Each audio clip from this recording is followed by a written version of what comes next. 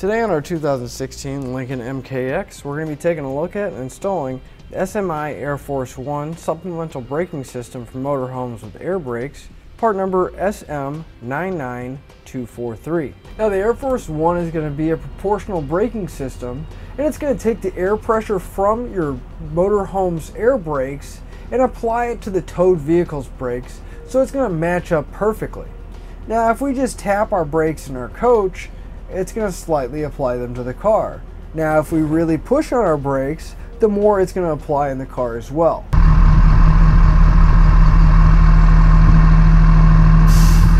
Now when I apply the brakes in my motorhome, I do have an indicator that's mounted in the towed vehicle, so here in my rear view camera or in one of my mirrors, I can see and make sure that they're working on my towed vehicle as well.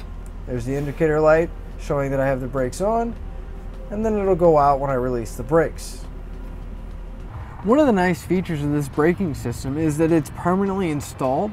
So every time you want to take your motorhome somewhere and you need to tow your vehicle behind it, you don't have to worry about taking anything in or out or reinstalling anything. It's going to be permanently there, but also tucked up away enough that it's not going to bother you with normal driving. It's going to come with all the necessary Airlines, fittings, and all your tubes, as well as your breakaway switch and cables to hook everything up. Now that we've gone over some of the features, let's show you how we got it installed. As you can see, we already have our breakaway switch installed, as well as our Airline fittings right here. I'll go ahead and show you how I got those in. We have a spot here on our base plate for mounting our breakaway switch. We're going to take the 1/4" bolt and a flat washer. We're going to put our breakaway switch right over that bracket. And we're going to drop our bolt in place, and then we're going to follow it up with a 1/4" lock nut. I'm going to be using two 7/16mm wrenches to tighten this up. To mount our valve, we're going to take a long bracket here and we're going to mount it right to our bumper, just like that. And you can pick one of these up on our website using part number 18136. I just took my valve and I marked my holes. Now I'm going to drill these out so I can mount it up. Now I have my bracket loosely placed on here, and I'm just going to tighten up this clamp. I'm going to be using an 11/32 socket to tighten it up. I'm just going to bend the excess cable out of the way, and if need be, we can go ahead and cut it off as well. We can get ready to mount our valve now, and we're going to take a 1/4" bolt and a flat washer, and we're going to drop it down. We're going to do that for both holes. Then we're going to line up our valve here. We're going to have the bolts go through, and then underneath we're going to follow it up with the lock washer. Now I'm going to tighten it up using a 7/16 socket and wrench. We're going to take our Airline tube and we're going to go ahead and hook it on the back of our valve here, and we're going to run it up to the engine. So we're going to take the one end that's open, and we're going to come to the back of our valve here, and it has a push lock fitting. So we're going to take our Airline tube and we're going to push it right in that fitting, make sure it's seating all the way, and then we're going to pull back and make sure it locks into place. Now we can start running our Airline to our engine compartment. I'm just zip tying my Airline to my base plate. That way I know it's not going to interfere with anything, and then I'm just going to route it up to the engine, zip tying it along the way. With the Airline right up to our engine, we're going to leave it sitting right there for now while we take care of a few other things. We're going to need to route our wires from our breakaway switch here up to the front of our engine area. Now these wires aren't that long, so I'm going to be extending them. So I'm going to strip the ends off of each one of my wires. Now I'm going to be using a heat shrink butt connector. Now if you don't have any of these, you can pick some up on our website using part number DW05745-5. Let's take the end of it, put my wire in, come back, I'm going to crimp it down. Now I'm going to be extending my wire, and here I just have a few feet of blue wire that I had laying around. So I'm going to strip back the end of it, take the blue wire I just put my butt connector on. I'm going to put it into the open end, and I'm going to crimp it down. I'm going to be using a heat gun to shrink down my heat shrink connector. Now I just want to mention, if you are using an open flame such as a lighter or a torch, you want to be extra careful not to char the connector or the wire. Now we're going to repeat the same process that we did on this blue wire with the orange and black wire coming off our breakaway switch. Now I just ran my wire, zip tying it to my base plate here, coming up, going behind the bumper, coming up behind the headlight, and finally coming out here. I'm just going to leave these wires alone right now. We're going to need to pick a spot to mount our operating unit. Now you can mount this anywhere under the hood, so long as it's not right next to any extreme temperatures, and so that you're not blocking flow from your radiator. We have a nice spot right here. Took a little bit of extra foam that I had laying around from some packagings, and I took some silicone and I made a small base for my operating unit to sit on. Then I took a self-tapping screw and a clamp, wrapped it around the handle, mounted it right here, and then on the other side I just took some zip ties and tied it to this wire loom here to keep my operating unit from moving around. Now the two black wires in our operating unit here, one of them is going to go to a ground and one of them is going to go to the blue wire coming off of our breakaway switch. Now that doesn't matter which one goes where, but we're going to take one and we're going to strip the end back.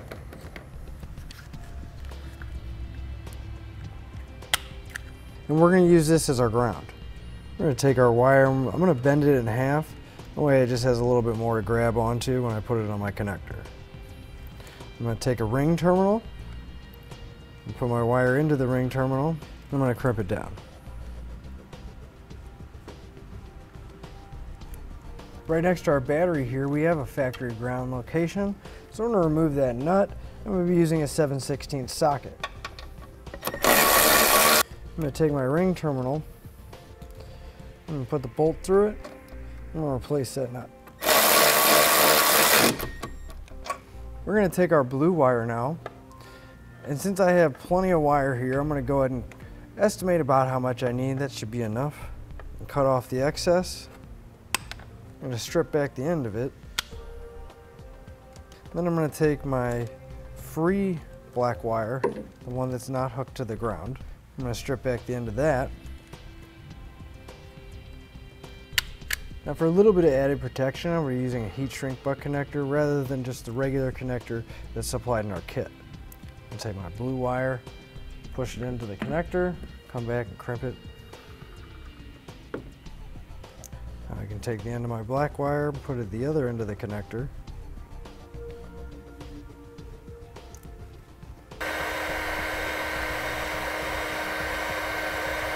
Next we need to run our airline from our valve on the front of our vehicle to our operating unit. Now when you go to cut your airlines, you don't want to use a pair of side cutters or diagonal cutters. You want to make a clean flush cut. And here I have a tubing cutter. Now you can pick one of these up on our website using part number F9009. Now we're just going to take our airline tube. We're going to get a rough estimate about how much we need going to our operating unit. There'll be plenty right there. We're going to put it right there in the middle of our tubing cutter. We're just going to push straight down. Now we're going to take the end that's connected to our valve on the front of our vehicle and we're going to put it into the air in port. Now when we push our airline in, we want to make sure that it's fully seated all the way in there and double checking to make sure it locks into place by pulling on it and make sure it doesn't come out. Next we're going to work on the orange and black wire. We extended ours using yellow wire off of our breakaway switch. Now one end of our wire is going to go to the fuse holder, which is going to go to the positive side of our battery, and the other end is going to go into the inside of the vehicle. So we're going to take our fuse holder here and we're going to cut the wire down to the bottom, separating it into two. We can go ahead and strip back both ends. Now we're going to cut our yellow wire with roughly about how much we need. With the fuse holder, that should be plenty. And we're going to set this yellow wire aside because we'll be reusing that. We can take our fuse holder and we're going to take our heat shrink butt connector and go and put it on one end and crimp it down. Now the extra wire that we cut off, we're going to strip one end of it and we're going to twist both ends of the bare wire on our yellow wire here together. And now we're going to attach both those ends to the end of our butt connector here. We can come back and crimp it down. Now I'm going to be using a heat gun to shrink down my connector. Now at the end of our fuse holder here, we're going to put a ring terminal on and we can crimp it down. Now we're going to be attaching this to the positive post of our battery. Now, if the nut on your battery doesn't want to come off, a trick of putting a ring terminal on is if you just make a small cut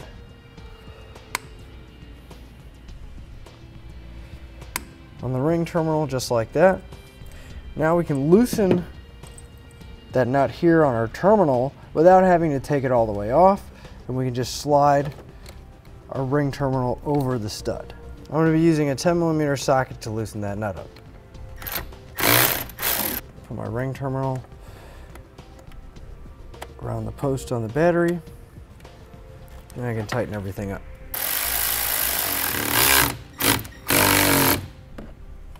Since we are going to be running that wire to the inside, we're going to come up underneath our dash here, and I'm going to find a location that I can go through my firewall. Now I found a plug on our firewall here, and if I pull it out, this would be a good spot to run my wire through to get into the cab. Now I'm going to take a piece of Airline tube and push it through and grab it on the other side just so it's a little bit easier to get to my wire. Once I have this through, I'll go to the other side, attach my wire, and pull it back through. So here's where my Airline tube came out, right behind my battery. I'm just running it up along the side. I'm going to take my wire, put it on the inside of my Airline tube, give me a little more security when pulling it through. A little bit of tape, that way when I do start pulling, I don't have to worry about it dropping and falling and letting go.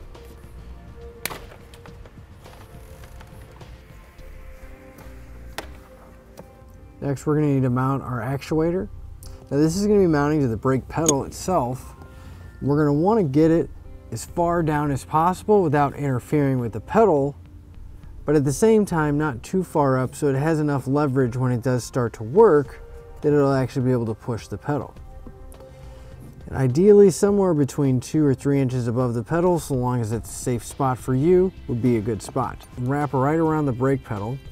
We're going to take our plate, we're going to line up the holes, and we're going to sandwich our brake pedal arm in between the plate and our actuator. You can take the 4 nuts, put them on loosely, just so that the actuator won't slide around, but loose enough that we can make any adjustments if needed later. Now on the back of our actuator here, we're going to have this cable.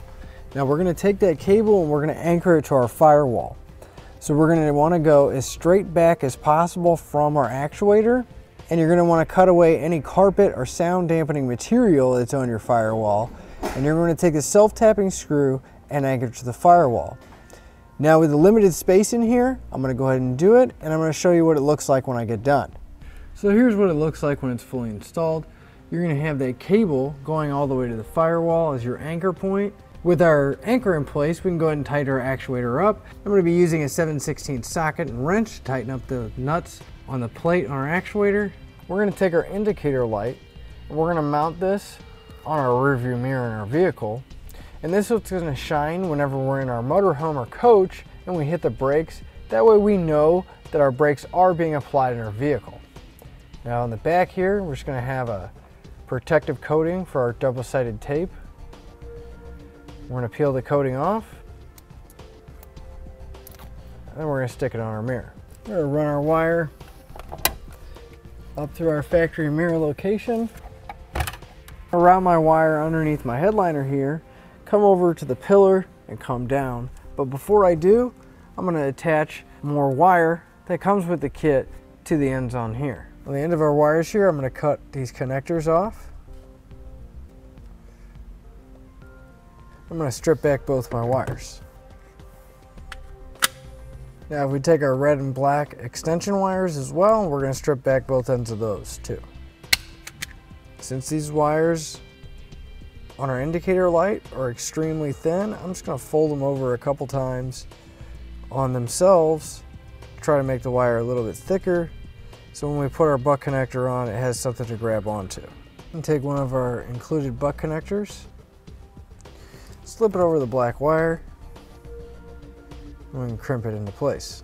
We can take the other end of the black wire of our extension, put it into the other end of our butt connector, and crimp that down as well.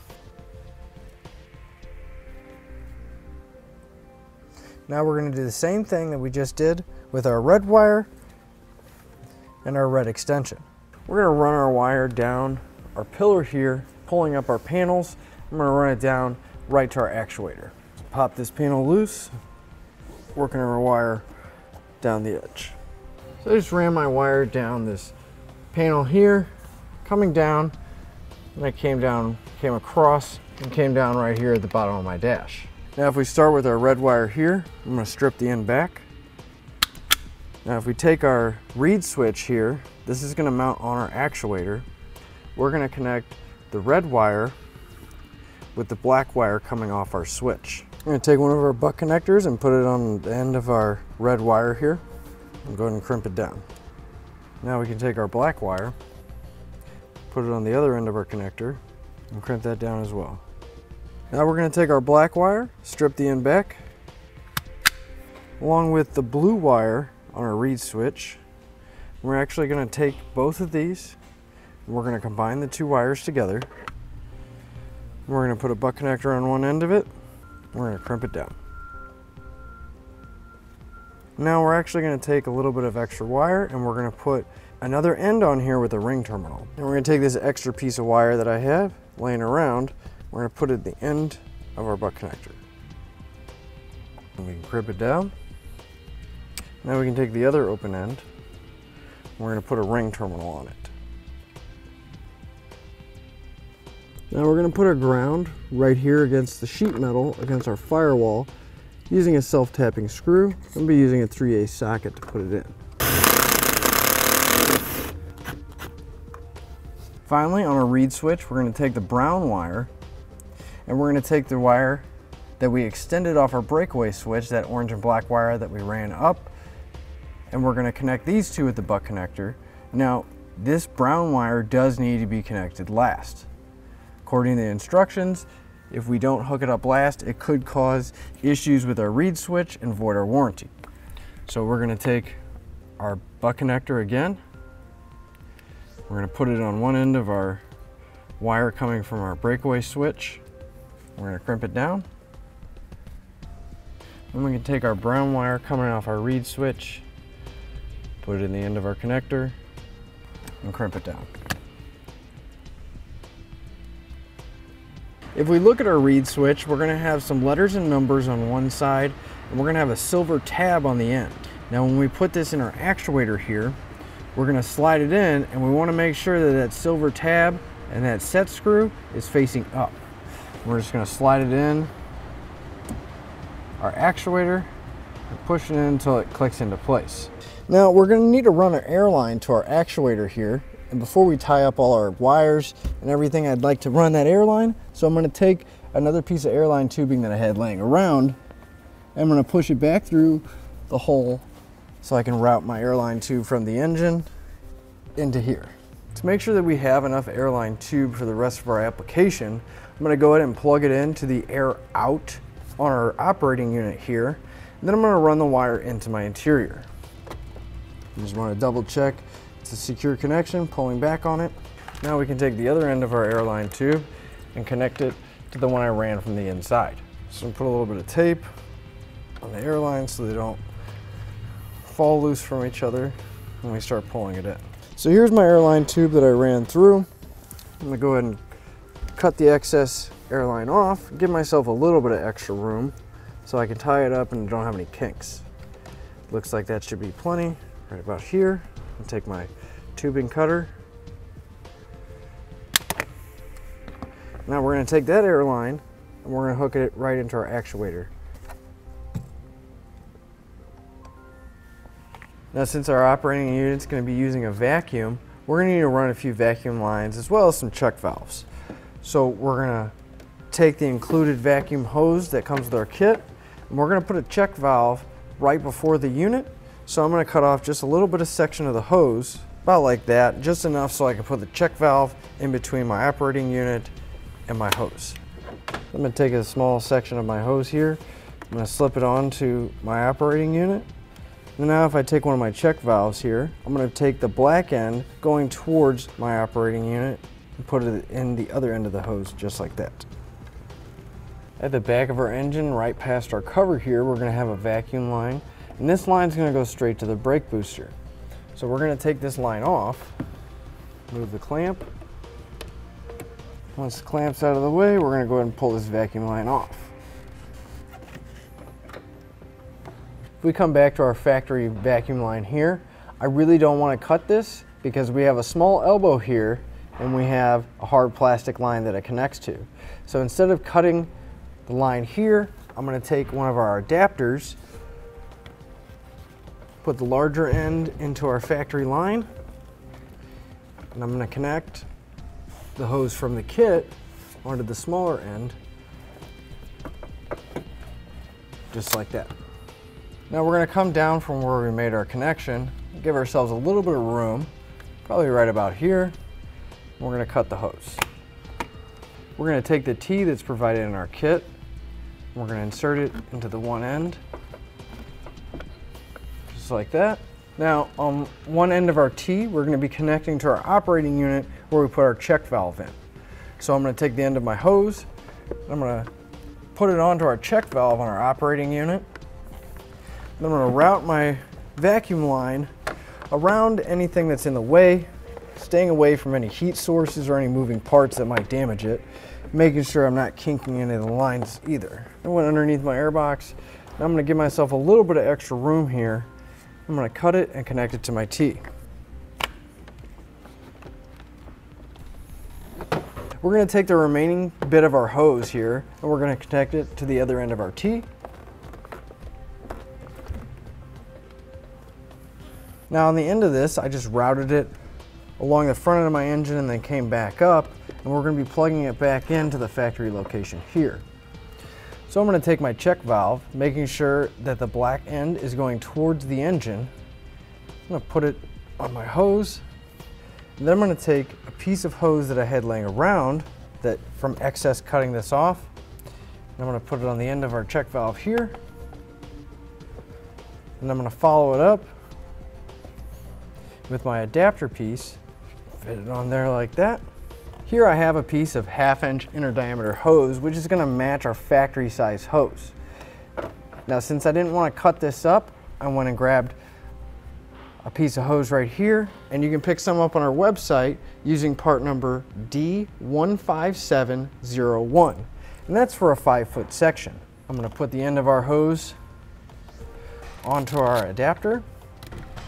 Now I'm going to return my factory clamp onto the larger section of my hose, and I'm going to trim it so that it's going to fit nice and flush whenever I go to hook it up to my intake right here. So now that I have my vacuum lines ran, all I have left now is to clean up all my wires on the outside and the inside, as well as put my fuse in place and test everything. Just took a little bit of wire loom, wrapped all my wires, and then wrapped it with electrical tape. One, to hide it a little bit and give it a little bit neater appearance, but also to protect our wires. Underneath the dash here, I just tied my wires up and my Airline up out of the way and just ran all my wires under my dash so they won't interfere with my feet or any of my pedals. Now if we come underneath our coach here, we need to find a spot to mount our tank and our valve. Now if we come to the back frame section here, right where our engine and our filter is, this looks like a suitable spot to mount our tank and our valve. We don't have to worry about any heat or anything. We're just going to have our intake over here and our engine's going to be far enough away. So I'm going to take my tank and valve assembly, I'm going to put it in the approximate location I'm going to mount it. I'm going to mark 2 spots where I'm going to drill my holes. I'm going to start off using a 1/4 inch drill bit just to start it.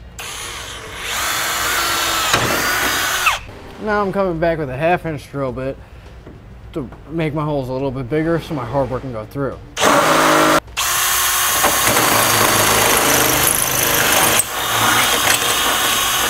We're going to take our supplied hardware, our bolt and washer, and we're going to drop them down through both of our holes. Then we can take our tank and valve assembly and lift it into place. We're going to follow that up with another washer, followed by a lock nut. Now I'm going to be using a 9/16 socket and wrench to tighten up our assembly. Now we're going to need to find our supply line coming from our coach. Now every motorhome is going to be set up a little bit different.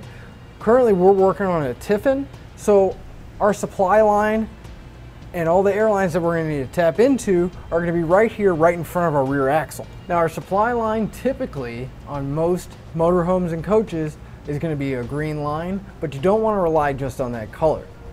Now I found our supply line here, and we're looking for a 5/8 size hose. So we're going to go ahead and cut our supply line back a little bit from our fitting so that we have enough room to work with. Now I do suggest that you drain your air before you cut it. So we're going to take two of the 5/8 push fittings. We're going to go on either side of our T, and then we're going to take one of the 1/4 inch fittings and thread it into the bottom. Now I do want to mention each one of these fittings has thread lock on there, and you're going to want to make sure you screw it in to your T as far as you can, making sure that it's making contact and the thread lock is in the threads. We're going to take one end that we cut and put it into our 5/8 fitting here, and we're going to take the other end and put it into the other fitting. We can get ready to put our 1/4 inch airline into our fitting there, and we're going to route this all the way back to our tank and valve assembly that we just mounted. So we're going to bring our airline over to our valve here. So we're going to cut off the excess airline using our tubing cutter, making sure that we have enough line to get into our fitting here. We're going to go ahead and hook it up for now, make it a little bit easier when we start running the rest of our lines to keep track of everything. Here at our T with our supply line, if we come right below it, there's going to be a black airline right here. Now this is going to be for our metered air. So we're going to do the same thing and put a T in here. So we're going to take our tubing cutter, we're going to put a cut right in our airline, just like that. This time when we make our T, we're going to be using two 3/8 airline hose connectors on the either side, and then we're going to have a 1/4 inch nut at the bottom. And again, just a reminder, you want to make sure you thread these in so that the thread lock tape is on the inside of our T.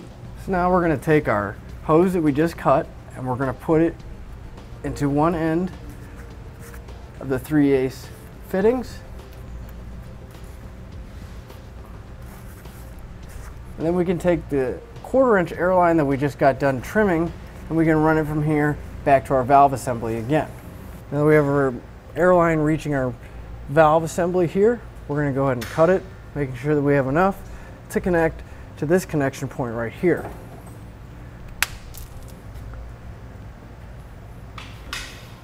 I do want to mention it's always a good idea to secure everything, make sure everything's nice and tied up, and it's not going to rub against anything or come in contact with anything extremely hot or sharp. So you just want to go back and double check the routing of your airlines and secure everything with a couple zip ties. We need to find a spot to mount our fitting that's going to be going to our towed vehicle. And I think if we mount it on the hitch right here, it would be a good spot. So I'm going to be using a small bracket here. I'm going to mount it to the bottom of the hitch right here. Now you can pick up one of these clamps. It's made to just go around your hitch and mount whatever you need to. And you can pick one up on our website using part number 18140. And we're just going to take our clamp and go through the middle there like that. We're going to wrap the clamp around our hitch. Once we have everything set where we want it to sit, go ahead and tighten our clamp up. I'm going to be using an 8mm socket. Now we're going to take our valve. I'm going to take our 1/4 inch bolt and washer. I'm going to line up the holes and I'm going to drop it down. Do that for both mounting locations. Then we're going to come back on the bottom. We're going to put a 1/4 inch lock nut. Now using a 7/16 wrench and socket, I'm going to tighten these up. We have one last fitting on our valve assembly here. We're going to put the remaining bit of our airline into this fitting. And then we're going to run it back to the valve we had at the back of our coach. So now we're going to go ahead and cut the excess off. Still leaving myself enough room to route it, get it away from any heat sources. We're going to plug it into the back of our valve. And that'll finish up with a look at the SMI Air Force One supplemental braking system for motorhomes with air brakes, part number SM99243 on our 2016 Lincoln MKX.